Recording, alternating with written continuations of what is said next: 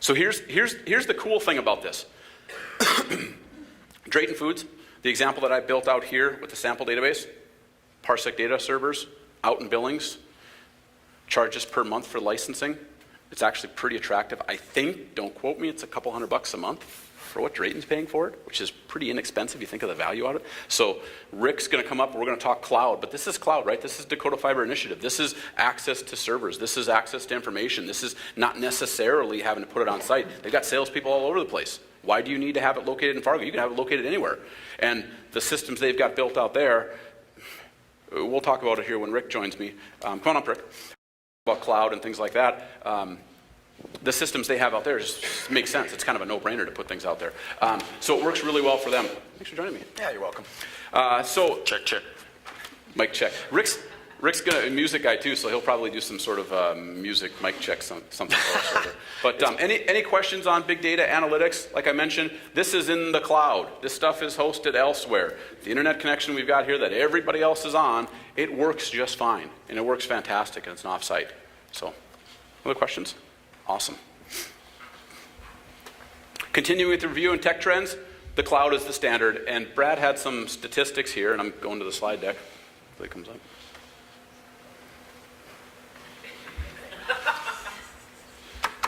I can pick up the TV. No, there we go. The cloud is the standard. And it's we'll talk about the term the cloud, because I hate saying the cloud as much as I hate saying big data, because it means everything but nothing. And a lot of businesses are leveraging, and a lot of businesses are using it because it's so powerful. And it gives you an option. It's not the best choice for everything, but it's an option, and it's a choice, and it's something that needs to be considered. And I think that's really, when we get into the presentation talking about cloud, hybrid cloud, full cloud, things like that, we'll talk to you about the options and what's out there.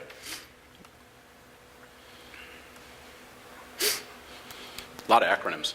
We're not going to get deep into acronyms. I think people have been beaten to death with the acronyms. Yeah, and we don't want to be those people that you gloss over. You probably glossed over the last 20 minutes on my big data analytics. Hopefully not, but we're not going to gloss over with software as a service. So, Rick? I exist. Hi, everybody. I'm so used to having guitars and loud music behind me. This is kind of awkward. But Brett will be my guitar tech for the next 20 minutes. I'll just stand here and get me through it. It's like I make him look good by me standing up here, so that's why I'm just going to stand here and loiter around and add my comments occasionally. It's my confidence. But we've done this presentation around cloud. We've done it at last nVision. Mm-hmm. We've done it at other events at Microsoft. Yep. Probably in the last 12 months, we've done it 2 or 3 times, and we've changed it a little bit this time around, focused it a bit. Yep. Give some real-world examples. Dollars, so you can see specific customers. I know one's in the room, and specific dollars that they spent on things, so you can get a comparison of what does it look like building it on site, off-site, et cetera. Yep, so and we use the analogy of working like water. Working like water. How many people saw the presentation last year that we gave? It's okay if you say no. There's a few of you, right? I know you did, Carrie. So working like water is a concept we came up with when we began talking about doing these kinds of presentations, and as it relates to water, and I'll just very briefly run over. Really what it is this idea that using technology to get out of the way of productivity, right? We as IT service providers have a tendency to put services like email and those kinds of things in blocks that we understand, not necessarily in an end user way that they understand that. So what we find is that people are finding new ways to work within technology and around technology, really, like whether it's Dropbox or it's they'll use their own email or their home email to send files, things like that.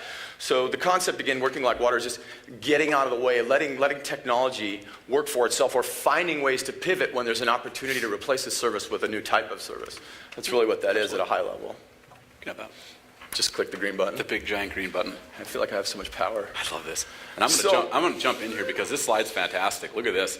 This is great. Here's the irony of the slide. I'm going to point it out because he doesn't want to. You notice they're not really dressed for the occasion. There's snow on the windows, snow on the ground. It's North Dakota cold, and they are just rocking. You got long underwear on underneath your whole I beg to differ. I did have long underwear on. Oh, okay. So you were dressed for it. Now, the hair obviously keeps you warm, but I miss that mane. Anybody want to take a guess which one is Ric Todd? I kind of mentioned the long underwear, second from the right. That's me. That was 20 years ago. Put that in your pipe and smoke it. Yeah.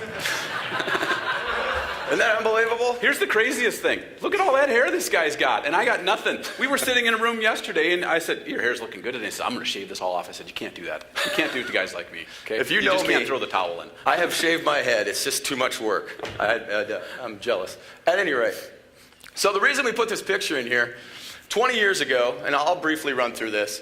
20 years ago, I was impressed with the fact that the lead singer of the band that I was in had a bag phone. Everybody remember Saved by the Bell? Zach Morris had his bag phone. I thought that was so cool, you know. He was spending $125 a minute every time he picked that phone up to make a phone call, right? And prior to that, we were stopping at payphones to make those phone calls. Things have changed so drastically in 20 years in music. And one of the things that I will point out, I don't know if you know this or not, I'm still involved in music.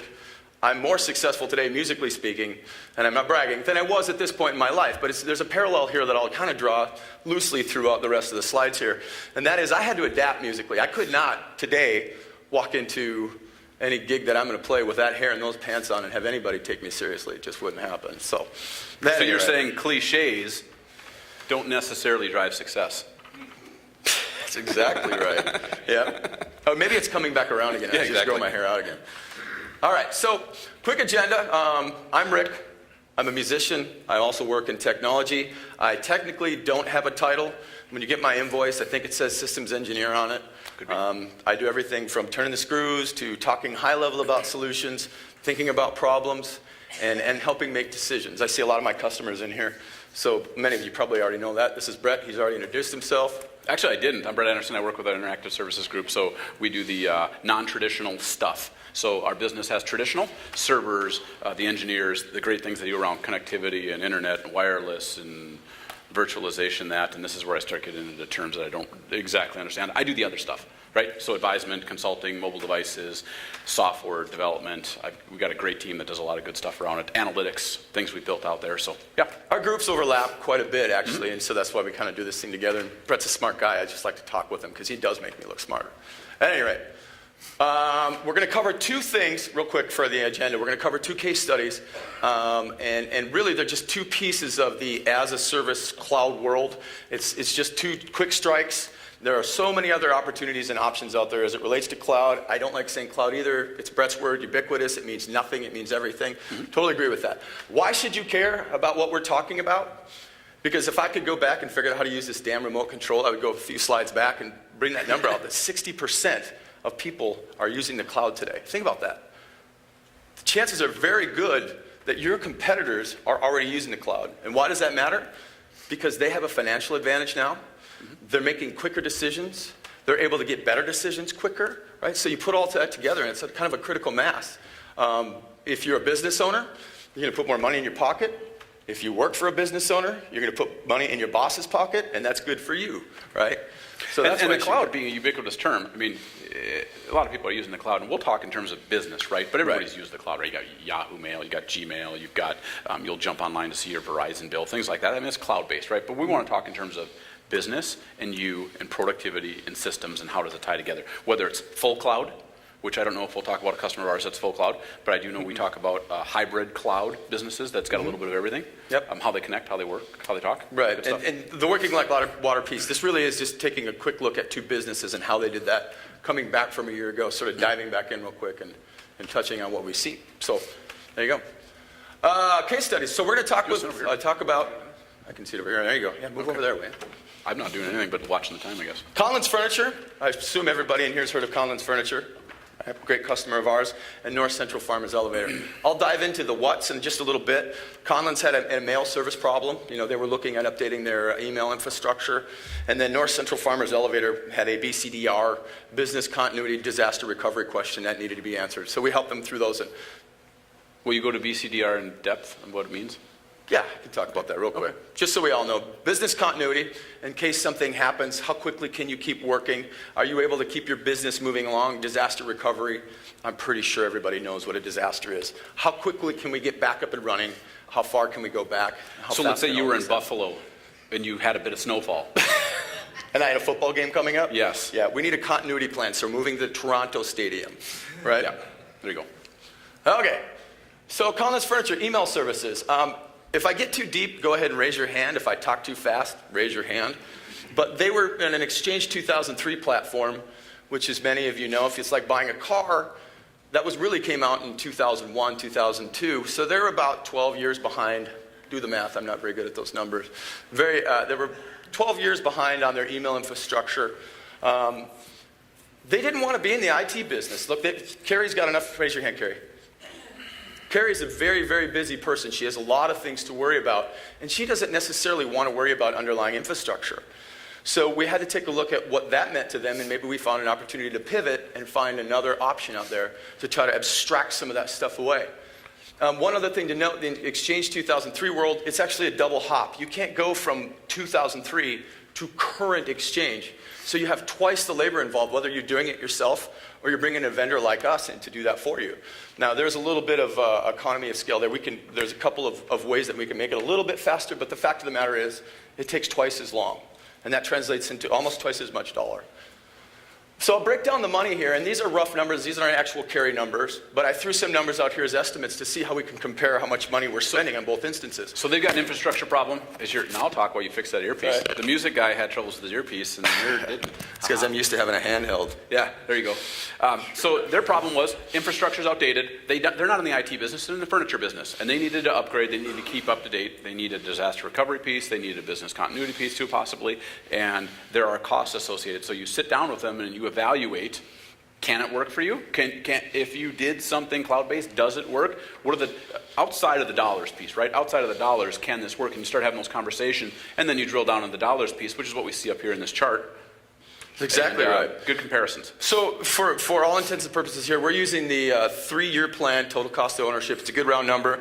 It's a typical hardware manufacturer's warranty period. After that, you can purchase extended warranties. But then you start talking about useful life. How do you cash flow, or how do you depreciate these things out? And so we're going to use that as a nice round number to compare the two, because it's really tough to compare something that you pay for in perpetuity and something that you pay for one time. So we're going to use that. Now, it's also important to note, we did select Google Apps as the solution here, but Office 365 is really synonymous for our purposes today. We love Office 365. We love Google Apps. They're both invited to our Thanksgiving. We wrap our arms around them and hug them. But in this particular instance, we use Google Apps. So as you can see, as I compare costs, just a single server that's going to handle 75 users. We're going to use round numbers here, and then we're going to go ahead and use a single physical server. We don't want to dive into virtualization. No money for our Google Apps server operating system. It's already provided. Let's say it's roughly $700 for the operating system in the Exchange world. From a hardware perspective, well, guess what? Google Apps provides that for us. For our server, just a single server with a bunch of disk, compute, CPU memory in there. Let's just say it's $6,500. That's with labor and everything else to build that thing. Licensing for 75 users. Sure, it looks like a bigger number. That's $13,500 for 75 users, and that's with a 1-year commit, right? So our licensing for Exchange. I'm going to interrupt you. So is that number for 75 users? That's a per month fee aggregated across. Right. This is a 36-month number. Okay. This is what they pay over 3 years for that number. Okay. For 75 users. Licensing for Exchange is $725. So that's an Exchange license. That's Exchange CALs. Well, that's what it is. And then our labor number. So because we had the 2 hops in this particular instance, on the Exchange side or the on-premise side, that's not twice the labor. I did use a smaller number because I really wanted to make sure it was a real-world example. And that came out to $9,300, about 60 hours worth of labor, because we're going to assume we're going to gain some efficiency in doing those 2 hops at one time. The Google Apps number is actually a real number that we use. I think it's right around 45 hours. So for $7,000, we're in Google Apps. The thing that isn't noted here that I think is really important with a cloud-based app, or at least moving your mail services, is that you only move one time. Because from here on out, Google takes care of the upgrades for you, right? So we never have to make that jump again. That number on the right, that $9,300, whether it's one hop the next time, say it's $4,500. We're going to have to pay that again in 3 years when we upgrade, right? So it's literally almost half the cost to be in Google Apps if we compare real-world numbers. The mail administration number, which I skipped over real quick, was an estimate of about 3 hours of administration for a network center to take a look at that per month, right? And then you aggregate that over 36 months. That's about $16,000. Well, guess what? Carrie's taking care of that in-house now. So she's setting up her mailboxes. She's removing mailboxes. She's forwarding emails. She's taking care of all that because the interface is really so easy to administer. She doesn't need heavy technical people to do that stuff for her anymore. So a big savings there as well. The other number that I don't have up here that I think is really cool, that Brett and I just talked about yesterday, was in the Exchange world. When you buy those licenses in the Microsoft world, you buy them. Guess what? If you want to downsize a little bit, you've still paid for those licenses. In the Google Apps or Office 365 world, that number can go down. It can be fluid, right? It moves up and down. So that's something to keep in mind. So that's a good apples to apples comparison back to that prior slide. Dollars, infrastructure, investment, setup. But there's more to it, more to the story? Well, there is. Apples to ... right? So we started comparing, just the Exchange part to begin with. We looked at that financially speaking, administratively, all that kind of good stuff. But then we took a look at what a cloud-based productivity suite would do for you. We spend less money and we actually get more because that first part was half the story. We get our Outlook integration. For those of you that don't believe me, Google Apps does integrate with Outlook. It does. It works. So does Office 365, obviously. That's one of the biggest objections we have when we talk about cloud-based mail.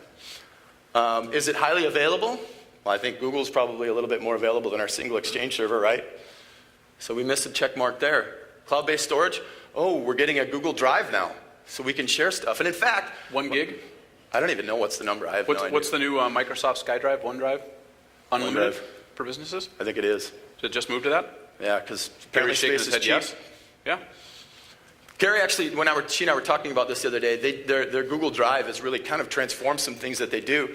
They use, I don't remember, correct me if I'm wrong, but they share some pictures with showrooms or something like that with somebody somewhere. And they used to email that, and you can imagine sending giant pictures in email is really kind of a pain. So now they're using OneDrive to share those pictures, and it's done like that. So it's actually helping their business, the way that their business flows as well. Chat function. Well, with Exchange, she's nodding her head. With Exchange, you don't get that natively. You have to buy Link. Maybe you buy a Cisco product that does that. Maybe you find something else that does that. You get that automatically with Google. It's amazing. It just works. It's crazy. Intranet. So Office 365 has their native SharePoint product. Google has their sites, right? That's pretty impressive. Now you get into video chat. What? We can actually do video conferencing? Sure. You don't have to buy a whole new solution for that. I'm not saying these solutions fit everybody's needs in every instance. That's absolutely not the case. But what it does do is it says to me, when I'm thinking about new solutions and I'm thinking about customers that are looking at products, that hey, maybe there's an opportunity to save some money, and maybe there's something out there that actually fits this, that gives way more than we thought that they were going to get when they make this decision. So it's kind of a big deal. There again, there's that total cost of ownership to compare the money. That's crazy. You read my note cards? I'm keeping up with you. You're on card 10. Thanks, buddy. So let's cover why it made sense. We talked about it briefly. Because it reduces customer responsibility. Carrie's busy enough. She doesn't need to be worrying about email servers, right? That's a huge deal. And there are a lot of people in here. You don't have to raise your hands. But maybe you wear an IT hat and you have another responsibility within the organization. You got plenty of other things to do. So what we're trying to do then is we're trying to find ways to get rid of some of that responsibility, right? It's a huge deal. We're increasing service availability. Conlon's Furniture isn't going to buy a data center's worth of servers to guarantee the same amount of service availability that Google can provide, right? It's a huge deal. They add a great deal of functionality. We talked about it, chat, video, the drive that's in the sky, your basic SharePoint services. And again, it's all synonymous with Office 365. And finally, when Carrie can go back to her boss and say, over 3 years, we spent half the money and we got that much more, she's a rock star, right? Do you want to talk about OpEx versus CapEx expenditures? Nope. I promised some of my coworkers I wouldn't use those terms here. Operational expense, obviously, versus a capital expense. Softball one for you. Sorry, Eric. All right. Next, we're going to move on to North Central Farmers Elevator and their BCDR. I will refer to North Central Farmers Elevator as NCFE from here on out because I will trip over those words 72 times if I say that. BCDR, again, Business Continuity and Disaster Recovery. They needed a solution that included 22 servers, right? Labor's a wash in this particular instance because we needed to make the changes underneath that we needed to make no matter what. So those numbers are included in our final numbers, but it's pretty much the same thing, so we just use the same rough numbers. So the driving force, North Central Farmers Elevator, in case you don't know, they're an agricultural service provider in South Dakota. And they're about, I think they're, if not the biggest, they're the second biggest provider in South Dakota. So you can imagine agriculture being a big deal to South Dakota. They're a big deal in South Dakota. And in South Dakota, they've got weather issues, I'm assuming, just like we do. Yeah, they do. It's weird. Snow, Doesn't rain. stop at the border. No. Just because they're south of us doesn't mean it's paradise. So they'd had a couple close calls with tornadoes recently that got close enough to home that they had to think, ooh, wait a minute, we got all our stuff over here. What happens if, right? A fire happens, even water in the building. I mean, how common is something like that, right? Do they have to worry about zombies or ninjas? We did talk about dragons yesterday, didn't Dragons, zombies, and ninjas, not necessarily a concern, but we? The oncoming site. zombie apocalypse could be a disaster recovery scenario. They have a large number of remote sites throughout North Dakota and in South Dakota and in North Dakota as well. South Dakota and North Dakota. So all these services delivered via remote desktop, they're all important to them and how they conduct their business. At their height of their season, if terminal services or remote desktop isn't available, they're a dead stop. That's a big deal. All the services need to be kept in-house because they have a core application. It's challenging, but it's really important. Their whole business is built on that. And so they don't want to mess with the way that that works and the way the printing works and all kinds of different considerations. So we compare the three. We work with the partner data, or Parsec Data Center, which Brett vaguely mentioned earlier today. They've been a great partner of ours. They're Billings, Montana, and they've come up with a Veeam proxy / reserve kind of BCDR solution whereby we can back up Veeam backups to the data center and then have reserve capacity there, CPU, disk, and memory waiting for them. So that is already provisioned out. So in the event we have a disaster recovery event, we can turn that stuff up in Billings, right? So underneath the hood, we did have to do some networking work to make all of that stuff work, but in this particular instance, it's really going to be a slick solution for them. So we compared three options here, it looks like. We do. Slightly different than just on-prem or... Well, I like to keep it moving along. Fair enough. We have on-premise, which everybody knows, that's in your own building, right? We have a colo type solution, and if you're not familiar with colo or co-location, you rent some space in a building somewhere in a data center. In this particular instance, Parsec does offer co-location services, so we use them as an example. And we ran through those numbers, and comparing them, obviously, hardware, software. When we're using our Parsec Veeam proxy reserve type solution, we didn't have to spend any money on hardware because all of that hardware is already provided. You can think of it as a Ferrari that somebody owns somewhere, and they're letting us use just little tiny chunks of that. And when we need it, we're able to use the Ferrari if we need to. But it's out there waiting for us. On-premise, we would have spent $137,000 on hardware. Colo, we would have spent $137,000 on hardware too. Same hardware going to a different place. Our labor, again, is a wash, $21,700. So recurring, there's a little bit of a difference here. Again, we're talking about OpEx versus CapEx. With the Parsec solution, over 3 years, it was like $2,525 a month for those 22 servers to have that capacity waiting and have those backups heading up there. But to have 22 servers available when you need to turn a light on, when you get down to the numbers below, we actually win with that solution, financially speaking, and it solves the same problem, and it solves it in the same requirements, our RTO and RPO, recovery time objective and recovery point objective. Recurring, obviously on-premise, we don't have to pay for it again, but we do have to make sure that our facilities match, right? Do we have a space for our servers? Do we have, are we bringing in adequate power? Is our internet, how expensive is our internet coming into that building? All of these things, when we start thinking about them, it's not apples to apples. Colo, $43,000. So I don't remember what that number worked out to be over 36 months, but just trust me, 36 months it was $43,000 to have rack space, power, internet, cooling, all that kind of stuff. So again, total cost of ownership, we're going to call it a cloud-based solution. It wins. It's cheaper. It accomplishes the same goals and objectives. And we reduce some of that administrative overhead again. We don't have to worry about all that hardware sitting somewhere else. Yep, so less expensive, which isn't always necessarily the decision point, right? It's not the driver all the time. Oh, goodness, no. But this solves a lot of the pieces of it, and it is less expensive. If I put together a comparison chart, and every time I checked off the needs or the requirements, and they all met, and I got to the bottom, and I selected the largest number, I'd be fired, right? Why didn't you use the one with all the check marks that was cheaper? That's what my boss would ask me. So we meet the requirements. Apples to ... We meet all of these criteria here. We have bomb-proof, fireproof systems, redundant power, They scan your retina when you go into the building, right? Who's going to put in retinal scanners in their disaster recovery site? Nobody's going to do that, unless, maybe you're of size and that's something you think about. Geographically disparate? Yeah, they're in buildings. That's far away, right? So if something happens in another place close to them, that's not a concern. We can still deliver those services throughout. Reduce administrative overhead, we talked about that. We're not in charge of that infrastructure that's sitting in the colo facility or sitting in their other building. We don't have to worry about that. Their IT staff is busy, believe me. There's a lot to do. So that's one less thing that they've got to worry about. Sure, they've got to worry about the backup still. But think about that for a second. You don't have to worry about those servers. Total cost of ownership, there's a number there again. So you can kind of, it's pretty easy to see that as we think through these solutions, there are viable cloud solutions out there that provide the same services that you're looking for or could potentially provide them, by then offloading some of that administrative overhead, and it's probably cheaper. Now, it's not an exact answer for everybody, but in this particular instance, like I said, it meets RPO, it meets RTO, it saves that administrative time, geographically disparate, Saves money. saves money. Good stuff. Big Question money. on either of those two situations? If you've got detailed questions around Parsec and their facility and bomb-proof and this, that, and the other, they're here. Ask them questions. How the Veeam stuff works, they're here as well. Check with our vendors. They've got some good insight into it. So that here is great. I just wanted the picture up here again. I don't care. So why should you care? I'm going to cover it again.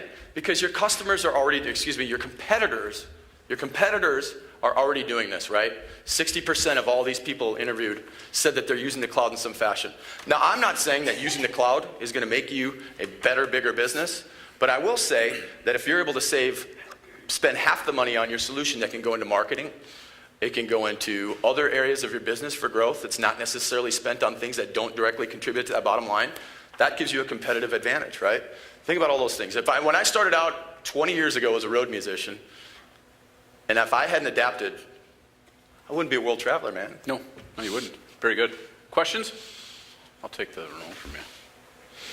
No questions? So what have we talked about here so far? We've talked, Brad, you can come on up here too. We'll do the transition to the next piece. So we've talked about big data, I'll call it valuable data, and everybody has it here, right? It's on a spectrum, but there's information that you've got that you can leverage and you can use and you can drive revenue out of. He's rocking out. We talked analytics. Again, big data by itself has no value. This is like the kids in the classroom when the teacher turns her head to look at the whiteboard. It's an honor to be up here with you guys. That is awesome. Holy cow.